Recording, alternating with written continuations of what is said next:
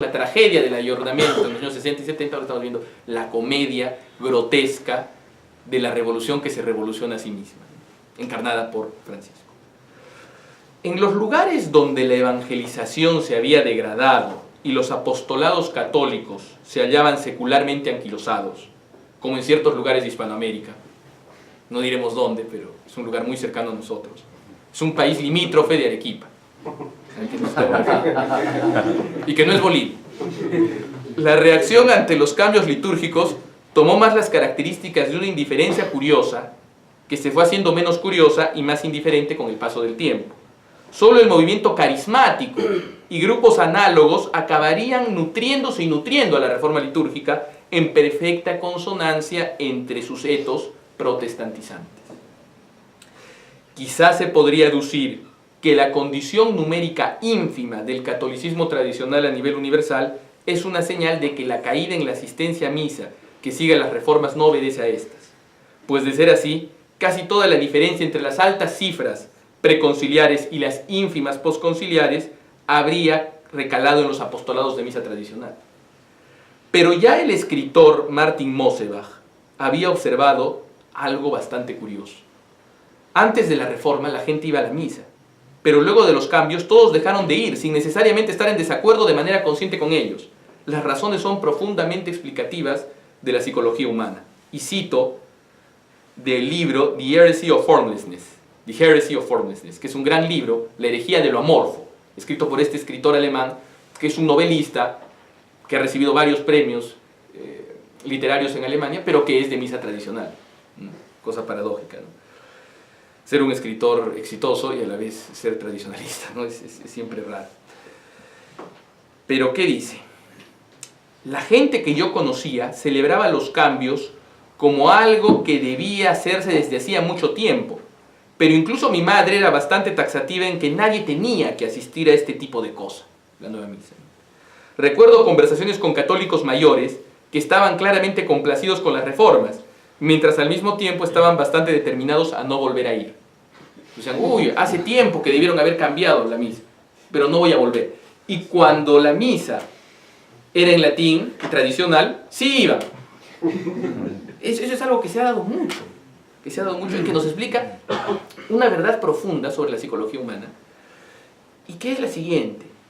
Cuando desde una instancia sagrada y que tiene prestigio, se rebaja, proscribe y ridiculiza lo que hasta hace pocos años, o incluso pocos meses, era tenido como lo más sagrado, se genera la sensación de que nada o casi nada está fuera de los límites de lo banal y destructible. Así, cuando especialmente en los contextos expuestos al protestantismo, donde se había desarrollado una apologética muy profusa respecto a la conveniencia del latín y de la misa tradicional, se veía que los mismos que hasta hace muy poco se habían llenado la boca con tales razones ahora decían y hacían exactamente lo contrario. La conclusión era clara entonces, aunque quizás no tan consciente al principio. Esta religión no es seria, y así como pasó con la misa, pasará con la moral y el dogma. Su único signo es la radical inestabilidad. Al principio, las masas caminaron a la apostasía implícita, cumpliendo la consigna ayornante de sus pastores, obedeciéndolos, ¿no? Luego, otros escándalos, doctrinales o morales, cuando no el simple aburrimiento por una religión banal inventada en el momento, los llevaron a apostasías más explícitas, incluso junto con sus pastores, ahora laicizados, porque vemos las decenas de miles de sacerdotes que en ese periodo cuelgan los hábitos, ya sea haciendo el trámite de reducción al estado laical, o ya sea incluso huyendo, sin más, ¿no? Pero no solo las reformas litúrgicas fueron en su origen impopulares, sino que acabaron siendo profundamente antipopulares, es decir, perjudiciales para el pueblo.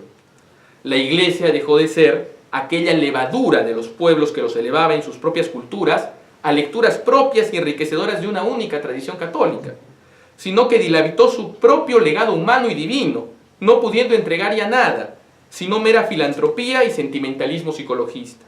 Como previó el mismo Jesucristo, al volverse la sal sosa fue tirada para afuera y pisada con desprecio por la gente. Paulo VI, días antes de la promulgación de la Constitución Missale Romanum, con su usual bicefalia, en palabras de Romano Amerio, bicefalia quiere decir tener dos cabezas, ¿no? pareció llorar por el abandono de la misa tradicional y especialmente de la lengua latina en la liturgia. Esto lo recoge el Observatorio Romano el 27 de noviembre de 1969. Dice lo siguiente: perdemos de este modo el lenguaje de los siglos cristianos, nos convertimos casi en intrusos y profanos en el recinto del lenguaje sagrado, perderemos incluso gran parte del incomparable tesoro artístico y espiritual que es el canto gregoriano. Tenemos pues motivos para lamentarnos y hasta turbarnos. ¿Con qué sustituiremos esta lengua angelical? Se trata de un sacrificio de inestimable valor. Pero vale mucho más entender el contenido de la plegaria para que conservar los viejos y regios ropajes con los que ésta se había revestido. Vale mucho más la participación del pueblo, de ese pueblo moderno ávido de la palabra clara, inteligible, traducible a la conversación profana. Fin de la cita. En 1969, tal catástrofe espiritual y cultural era en algo reconocida y en algo llorada por Pablo VI, pero justificada por razones supuestamente pastorales, que muy pronto la realidad desmentiría cruelmente con el colapso a la asistencia a la misa y la destrucción de la liturgia. Ahora Francisco la celebra. Parece ser que la medida de la amargura que impíos enemigos harían beber a la Santa Iglesia, luego de poner sus manos sobre lo más sagrado, como dice el exorcismo de León XIII, ha sido colmada. Mucho más se puede decir sobre los efectos culturales de la nueva misa y sobre sus efectos espirituales y doctrinales, pero no terminaríamos pronto si lo hiciéramos, ¿no? Entonces, no sé si tengan alguna pregunta, les agradezco por la atención. Muchas gracias.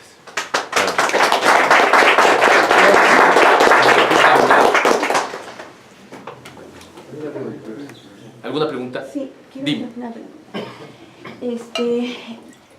Tú mencionaste en la primera parte que estabas explicando que Monseñor Ottaviani, en el momento que se dirige al Santo Padre, destaca algunas cosas sobre la misa de Novus Ordo, aunque no lo dice explícitamente, lo dice muy implícitamente, dice que hay cosas rescatables, creo yo así más o menos que lo dice, que de repente había algo rescatable, pero que eso iba a quedar como desapercibido, la parte más importante y sustancial del misterio de la fe, en realidad con la nueva misa. Entonces yo quiero saber qué es eso, dentro de tu análisis, de tu estudio que has hecho, ¿habría algo rescatable en el Novus Ordo? Interesante pregunta. Lo que dice Ottaviani es que las razones pastorales que llevarían a la dación, que llevarían supuestamente a la necesidad de un Novus Ordo Missae, de una reforma litúrgica, podrían ser comprensibles, pero no el Novus Ordo en sí, sino las razones pastorales que lo llevarían, me parece, ¿no? Esas razones pastorales como que podrían tener algún sentido, pero que viendo todo lo demás no se justifica. Pero igual la pregunta es interesante, ¿no? ¿Tiene algo de bueno el Novus Ordo? Y yo creo que me remitiría a lo que dijo una vez el compositor italiano Rossini. El compositor italiano Rossini, que es un compositor del siglo XIX de óperas ligeras, muy bonitas. Lo invitaron al estreno de una ópera de un joven compositor. Y le preguntaron: maestro, ¿qué le ha parecido esta ópera? Y Rossini dijo: bueno, tiene algo de nuevo y algo de bueno, considerando que lo bueno no es nuevo y lo nuevo no es bueno. Entonces, ¿qué podría haber de bueno? Bueno, el deseo quizás de llevar la liturgia a las personas, pero era algo que ya venía desde el tiempo, por lo menos, del padre de don Prosper Guéranger, de San Pío X, este movimiento litúrgico de tratar de acercar la liturgia a las personas, y que había dado muchos frutos, y lo hemos visto. Y lo nuevo, es decir, en filosofía hay un principio muy importante, que es res denominantur a posteriori. Las cosas se definen por lo que tienen de más específico, de diverso, de nuevo. Entonces, lo que define el Novus Ordo no es que se invoque a Dios en algún momento del Novus Ordo o a la Santísima Virgen, no, sino lo que tiene de diverso. Y lo que tiene de diverso se aleja, lo que tiene de propio, por lo tanto, se aleja impresionantemente de la doctrina católica de la misa, según se explica en el Concilio de Trento. Por favor. Ante todo, gratulación, vielen Dank por la gran presentación. Dankeschön. Y sobre todo por haber profundizado en estos matices tan importantes para la situación presente. Antes de hacer quizá alguna breve pregunta, dado que se mencionó este aspecto de la comedia de la revolución, quizá dos comentarios muy pertinentes, breves al respecto. Lo primero, por experiencia, conversando con personas mayores que vivieron los cambios y que se adaptaron al novus ordo, de una cierta manera han llegado a burlarse del vetus ordo. Se burlan, esas cosas, ¿no? Y de una manera despreciable, a pesar que fueron formados de manera tradicional, y les enseñaron, y lo sé por experiencia, porque lo escuché a las mismas personas, a despreciar la innovación, la revolución y todos estos factores que alteraron y eventualmente destruyeron el rito latino. Entonces, bajo estas circunstancias, ver cómo en el tiempo se cumple pues aquel viejo proverbio, de cierto modo, que de algún modo, mientras más se mienta, eventualmente se logrará que la gente se lo crea. Hasta el punto en el cual desprecien lo mismo que, como Orwell diría, se entendía como 2 más 2 es 4, ya a este punto es 5, ¿no? Sí, que ya me lo insisten tanto, ¿por qué no? Y ante eso justamente observar que en la situación actual se lleva al siguiente paso, porque como se sabe, últimamente se ha hablado, y hasta cierto punto se ha confirmado, la existencia de una comisión para hacer una nueva misa, ecuménica, ultraecuménica protestante. Sin embargo, con estas palabras de ultraecuménica, protestantizada, etcétera, etcétera, está ya descrita por el cardenal Ottaviani. Exacto. Entonces uno puede aplicar literalmente el texto de los modernos, sí, por supuesto, de los modernos, digamos, conservadores que están recién despertando con sí. Francisco, a la nueva misa de Francisco, ya a lo que decía Ottaviani. Es decir, se han quedado muy atrás. Se han quedado muy atrás, claro. ¿No? En el claro. paso de esta revolución. A lo mismo, observando este análisis de los tiempos, viene la pregunta en específico quizá para analizar. Podríamos decir que son viejos jacobinos horrorizados por el Gulag. Exactamente, sí. Sí. O de una cierta manera los viejos marxistas. Un socialdemócrata, claro, horrorizado o Izquierda Unida mirando feo Sendero Luminoso. Exactamente, sí. O al sodomismo universal que se promueve. Sí, exacto. Porque hasta los más viejos marxistas sí. tienen horror a la sodomía, ¿no? Claro. Interesantemente. Entonces, justamente viendo eso, desde cuándo empezó, y haciendo un poquito de énfasis, sobre todo en ciertos comentarios, tanto del padre Gregorius Hesse y del padre Hans Milch, ambos a quienes usted conoce bien. Por supuesto, grandes defensores de la doctrina. Así es, ¿no? Número 1, ¿cómo poder tomar el rol de el exceso de poder concentrado, sobre todo ante ciertas interpretaciones de Mediator Dei, entre otras, incluyendo el Sacramentum Ordinis, de tener la capacidad de alterar hasta cierto punto, cosa que lo cita también a San Pedro para justificar los cambios, de alterar incluso hasta cierto punto la esencia de los sacramentos, de renovarlos, de traerlos a la novedad, porque este poder exclusivamente le pertenece al Romano Pontífice, hasta cierto punto contrariando la sesión 7, canon 13 del Concilio Tridentino, quien le prohíbe a cualquier pastor, se percuencuque pastor en la iglesia, de hacer cualquier tipo de modificación o de considerar a los ritos desfasados o ya no aptos o de una cierta manera despreciables, y qué tanto tiene este efecto ya visible en las modificaciones de Bunini a los ritos pascuales del año 55, y finalmente cómo todo eso afectó y qué tanto el novus ordo cree que tiene la influencia o tuvo la influencia en afectar a los demás ritos que arrastró consigo, ejemplo el maronita, el ambrosiano, el visigótico, etcétera, etcétera, incluso algunos ritos uniatos, etcétera, también fueron afectados hasta cierto punto. Todos estos efectos nocivos y sobre todo del novus ordo parecen pues señalar que algo hubo en este humo de Satán que venía pues ya desde el libro del Apocalipsis, ¿no? del abismo sin fondo. ¿Cómo tomar estas influencias y cómo ver las consecuencias? Es una pregunta, comentario muy rica, muy interesante para desmenuzarla. Pero estas prohibiciones, que no solo las da el Concilio Tridentino, sino las dan muchos otros documentos, y es el espíritu Así propiamente de la vida magisterial litúrgica de la Iglesia, nunca ver a los ritos como algo susceptible a las arbitrariedades, no establecía una absolutización de la inmutabilidad. ¿A qué me refiero? Porque los romanos pontífices podían incluso agregar propios, de santos nuevamente canonizados, etcétera, etcétera. Pero es cierto, a medida que va llegando, porque al final es un problema de mentalidad modernista hegeliana que va entrando a la iglesia. Yo no creo, como dicen algunas personas con posiciones cercanas al pensamiento, por ejemplo, de Lisandro o de otros pensadores, de que la crisis de la iglesia habría que remontarla tanto hasta Trento o hasta el Concilio Vaticano I, como han llegado a decir algunos, ¿no? Por ejemplo, se ha llegado en algún blog por ahí a atribuir de manera bastante antojadiza la responsabilidad por el colapso absoluto de todo a Pío IX por haber instaurado una especie de idea y no sabemos qué y no sabemos dónde, de que el Papa era un señor absoluto, etc. Pero yo creo que no habría que ir hasta ese punto. ¿Por qué? Porque los innovadores, los que destruyeron la misa y los modernistas, eran sinodalistas.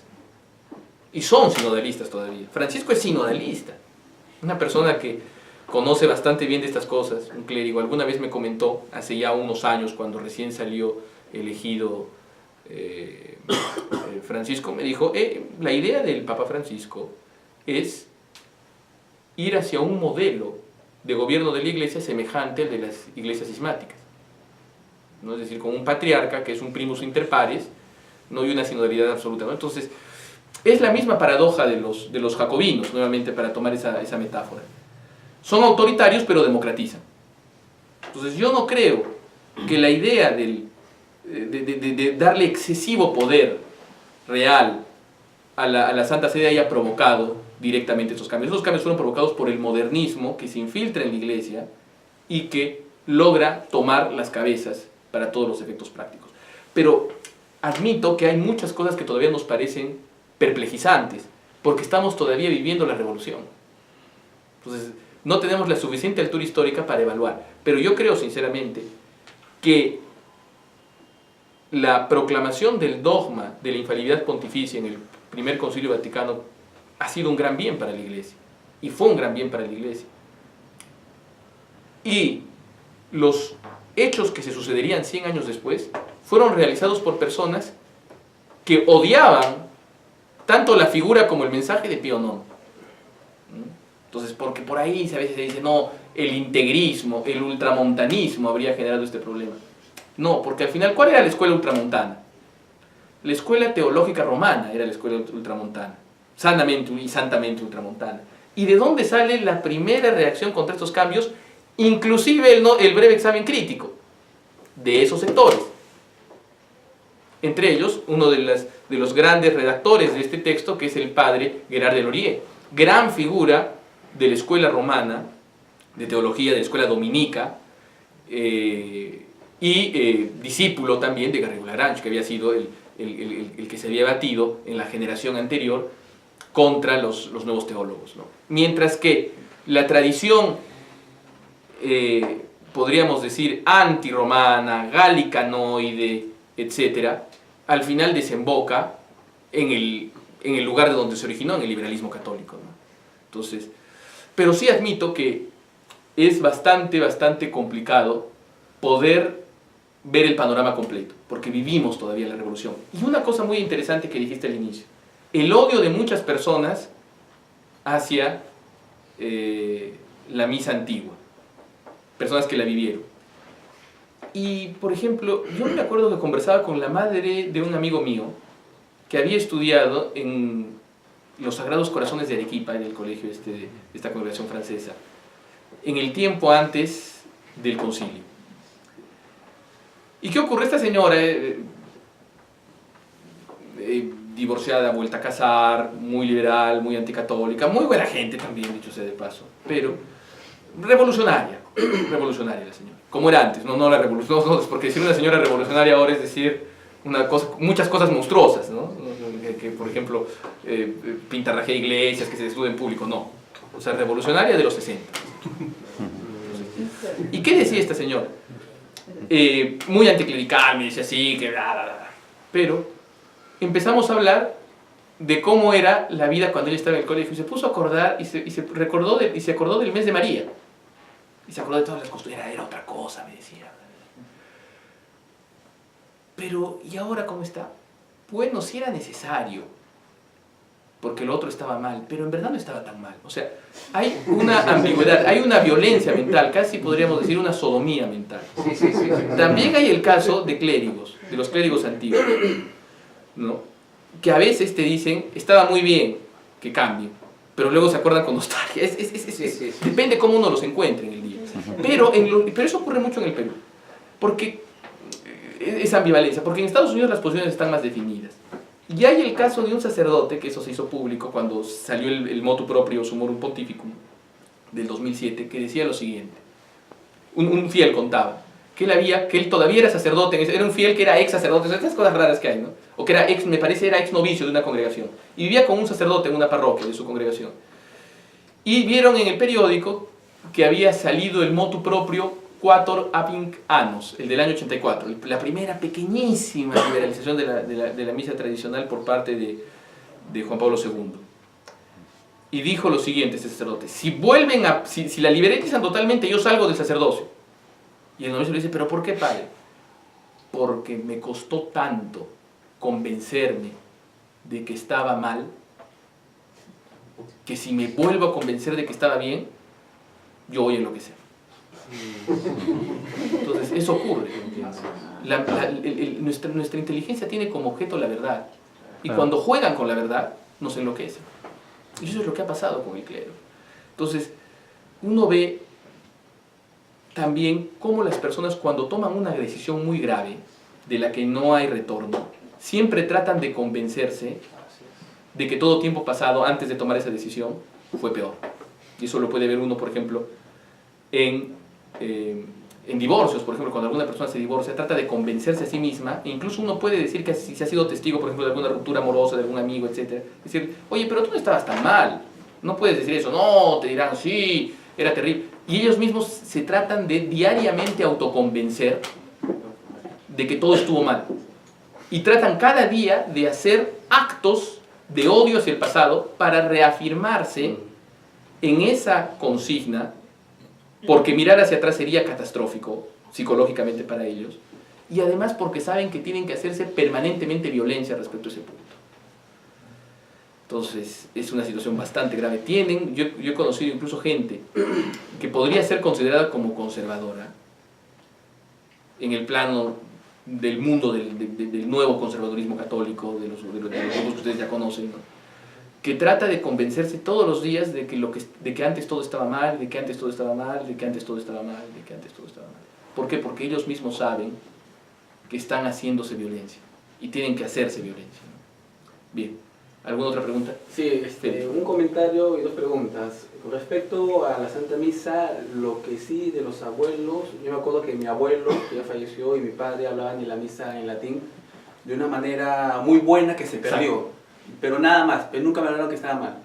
Sí. Y siempre con esa constancia. En el camino neocatecumenal, que en las cuales crecí, claro, los catequistas mencionaban cierto rechazo, cierto desdén hacia una misa en la cual le daba la espalda al pueblo.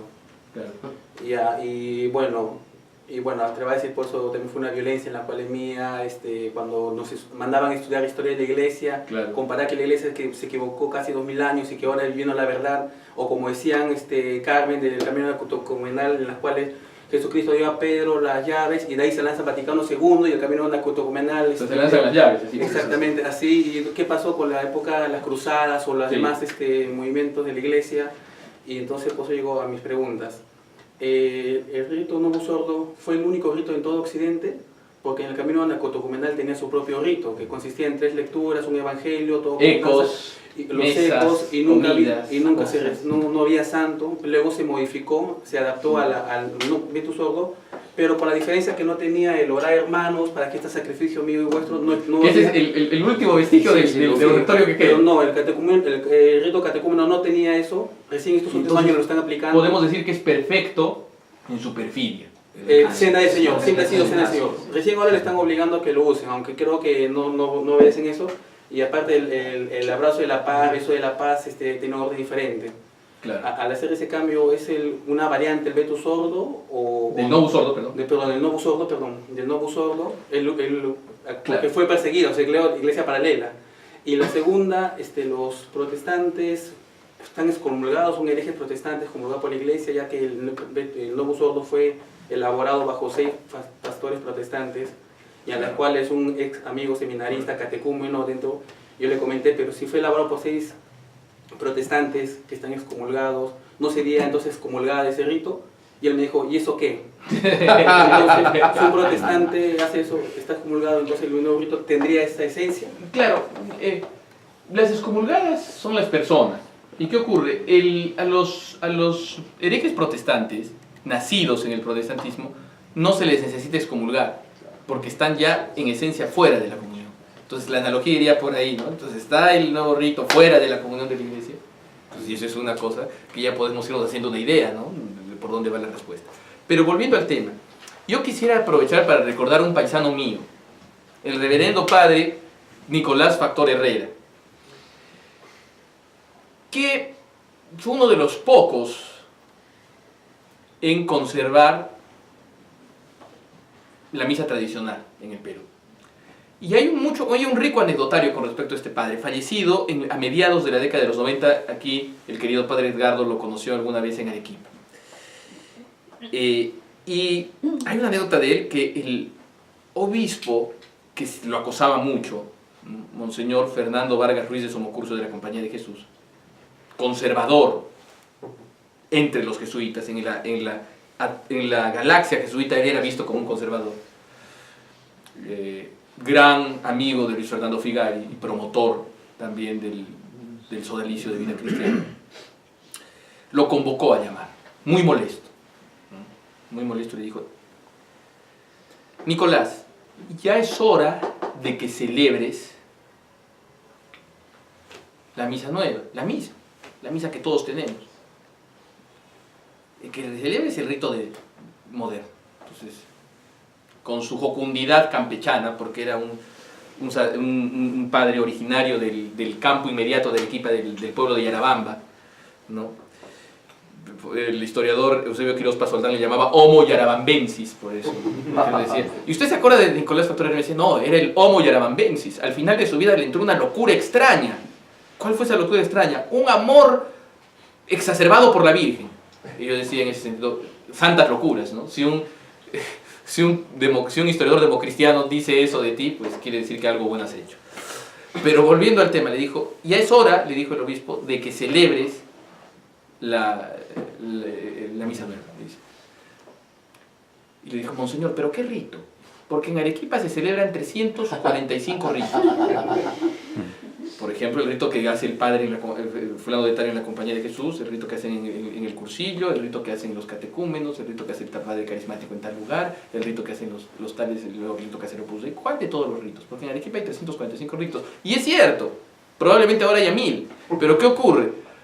Con las variaciones de todas las opciones que se pueden hacer en el Novus Ordo, sin contar abusos litúrgicos, uno ya tiene, y tendría que hacer matemática, una combinatoria, uno para encontrarse con cientos de posibilidades. Y si uno le admite los abusos litúrgicos, pues eso crece exponencialmente hasta generar una perpetua inestabilidad en el rito. Ahora, sobre el camino neocatecumenal, yo tengo alumnos del camino neocatecumenal, ¿no? Y son personas sensatas, buenas, etc. Pero el camino neocatecumenal está basado en una mentira. No solo en una mentira, en muchas mentiras. Y yo se los he dicho a algunas personas en alguna ocasión. ¿Tú crees, le he dicho, que desde Constantino hasta el Concilio Vaticano II la iglesia estuvo desviada? No. Entonces no se puede afirmar nada sobre eso. No se puede afirmar nada sobre eso. Porque yo me acuerdo que alguna vez escuché una predicación del camino que llaman catequesis, ¿no? Y dijeron, entonces yo dije, voy a ir, fui con mi lapicito, todo. Entonces, y ahí un laico empezaba dibujando un Cristo con un plumón acrílico, así medio deforme. Porque hay un culto, a pesar de que muchos grupos se llenan la boca con esta famosa vía pulcritudinis, ¿no? Es el camino a la belleza, pero a veces hay un culto hacia lo feo, ¿no es cierto?, en la iglesia nueva, ¿no?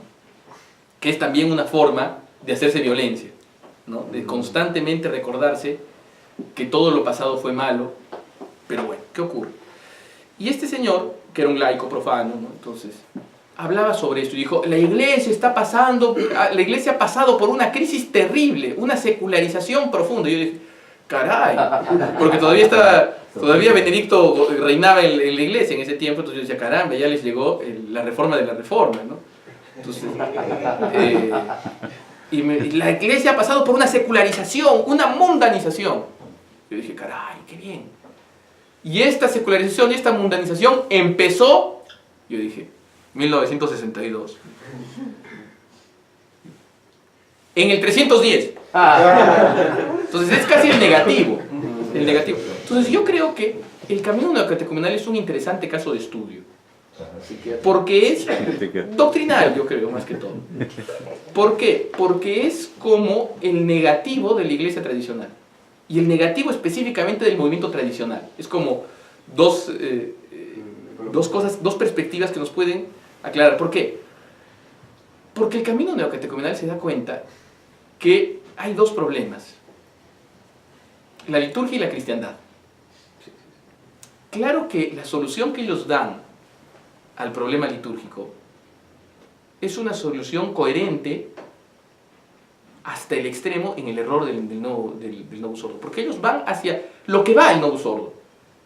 Si despojamos a la iglesia de su elemento tradicional, lo único que nos queda es ser una secta talmúdica, judaizante, con ciertos matices, ¿no?